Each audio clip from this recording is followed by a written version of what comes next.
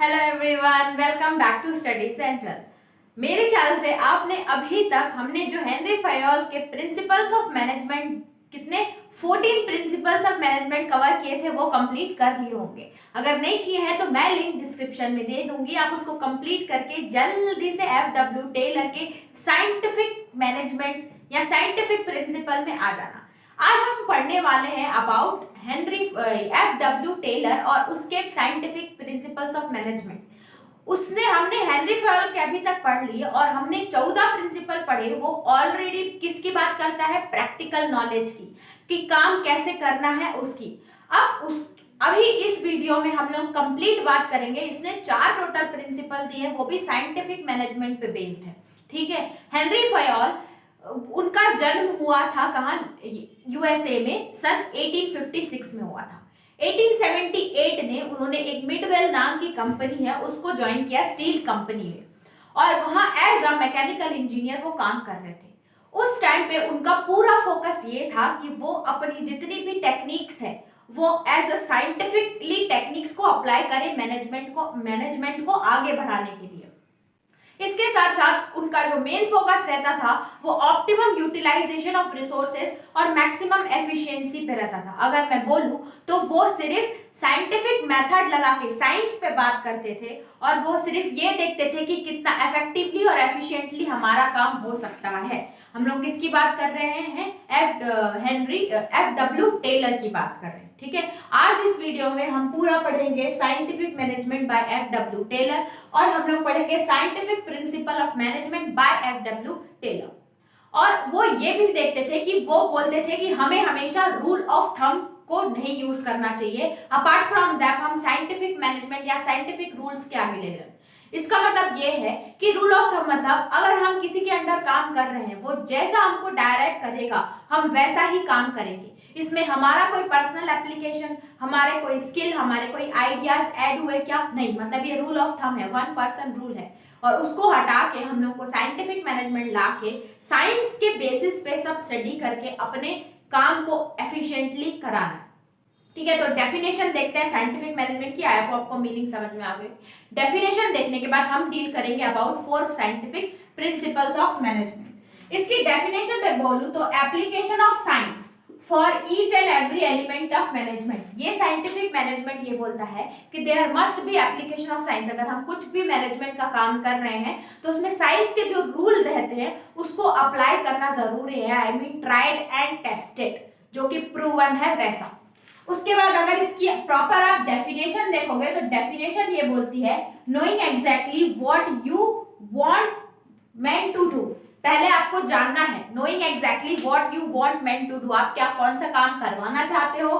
ठीक है। And seeing that they do it in the best and cheapest way. और उसके बाद देखना है कि कौन ऐसा है। पहले आपको देखना है आपको क्या काम करवाना है, उसके बाद आपको ये देखना है कि कौन सा आदमी इसको बेस्ट और cheapest way effectively and efficiently अच्छे से कर सकता है।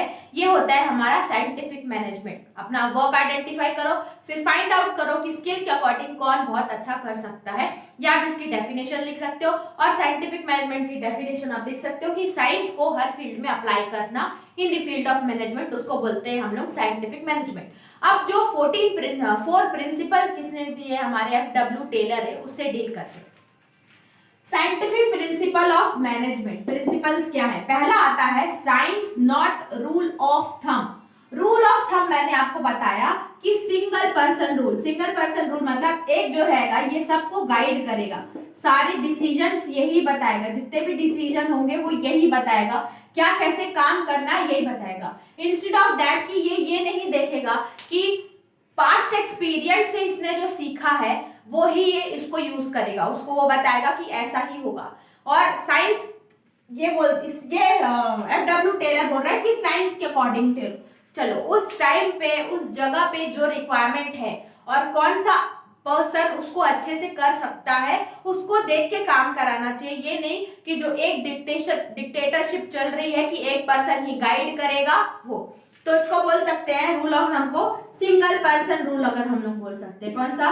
Single person rule. मतलब आप सिर्फ एक ही पर्सन से काम करवा रहे हो और एक ही गाइड कर रहा है, वो ना एम्प्लॉयज की राय ले रहा है कि उसको कैसे काम करनी है, ना एम्प्लॉयज को गाइड कर रहा है कि वो कैसे काम करनी है, या वो एम्प्लॉय से पूछ रहा है कि कैसे मैं इसको बहुत अच्छे से। भाई हम हर फील्ड में अच्छे नहीं होते, तो जो उस फील्ड के एम्प्लॉयज है जिनको हायर किया गया है उससे आइडियाज लेके उस आइडिया को एप्लीकेशन में डाल के, उसकी स्टडी की एप्लीकेशन है, उसकी स्टडी का साइंस जो बोलता है उसको अप्लाई करके डिसीजन लेना, ना कि रूल ऑफ थंब मतलब वन पर्सन ही गाइड करेगा। इसका अगर मैं आपको एग्जांपल लूं तो एक कंपनी में मैनेजर सबको, सारे एम्प्लॉयज को ऑर्डर देने के बजाय कि ये काम इतने बजे तक हो जाना चाहिए या इतने पैकेट्स बन जाना चाहिए, साइंटिफिकली एम्प्लॉय से पूछे कि अगर ये काम है तो ये कितने देर में होगा, क्या क्या इसमें रिसोर्सेस लगेंगे और कब प्रॉमिस करना चाहिए। ये होगा हमारा science not rule of thumb, तभी वो लोग अच्छे से कर पाएंगे इफेक्टिवली एंड एफिशिएंटली।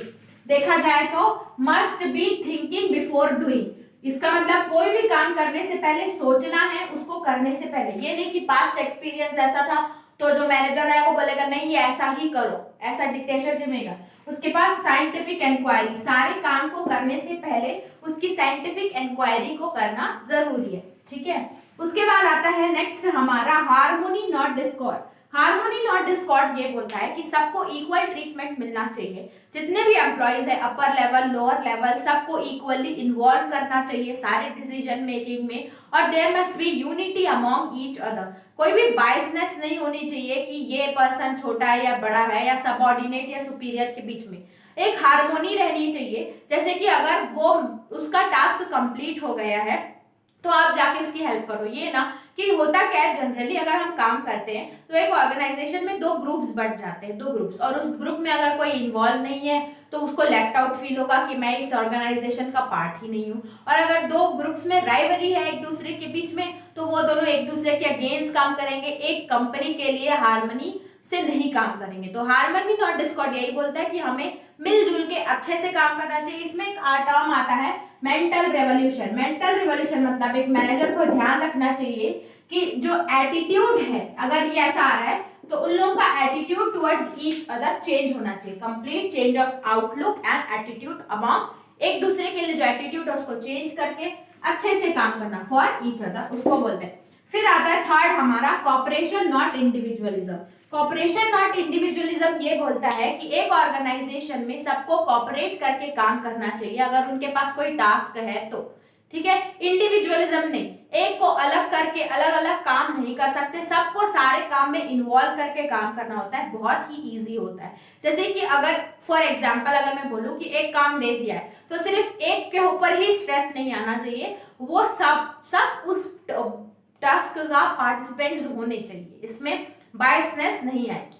नेक्स्ट हमारा बोलता है देखो कॉपरेशन विद ईच अदर, इसकी एक्सप्लेनेशन नेक्स्ट बोलता है development of workers to their greatest efficiency and prosperity. इसमें बोलता है कि अगर हम एक ऑर्गेनाइजेशन में एम्प्लॉयज हायर कर रहे हैं तो वो हमारे ऑर्गेनाइजेशन की जो भी टास्क है उसको फुलफिल करने के लिए काम करेगा, और एक बार हम उसको हायर कर लेते हैं तो बार बार निकालने नहीं, ये कंसेप्ट नहीं पालना है, सिर्फ ये करना है कि जब रिक्रूट करते टाइम सेलेक्टिंग जब एम्प्लॉय हम लोग करते हैं तो उस टाइम ये ध्यान रखना है कि वो एम्प्लॉय उस टास्क के लिए बेस्ट सूटेड है या नहीं, उसको उस काम के लिए जज करना है। उसके बाद आप उसमें उनकी रेगुलर ट्रेनिंग करवानी है, ट्रेनिंग करवाने से उनका नॉलेज और डेवलप होगा, और अगर उनका नॉलेज डेवलप होता है और हम एम्प्लॉयज भी सही सेलेक्ट करते हैं सही टास्क के लिए तो हमारी जो भी वर्क होगा वो क्या होगा, ग्रेटेस्ट एफिशिएंसी और प्रॉस्पेरिटी के साथ होगा। और प्रॉस्पेरिटी मतलब ये तो वर्कर का पार्ट, अगर एम्प्लॉयर को बहुत ज्यादा प्रॉफिट होता है तो वो इक्वली शेयर करना चाहिए, मतलब सबको कुछ गिफ्ट देने चाहिए एम्प्लॉयज को, तो उनको मोटिवेशन मिलेगा, मतलब प्रॉस्पेरिटी आएगी। तो ये थे हमारे साइंस के बेसिस पे अबाउट FW टेलर के जो हमारे प्रिंसिपल्स थे, फोर बहुत ही इजी थे। आप इसके पास नोट्स बनाने के बाद आप इसको एक रिवाइज करना, आपको सब समझ में आ जाएगा, और केस स्टडी सॉल्व करना। तब तक नेक्स्ट वीडियो में हम लोग टेक्निक्स ऑफ साइंटिफिक मैनेजमेंट लेके आते हैं।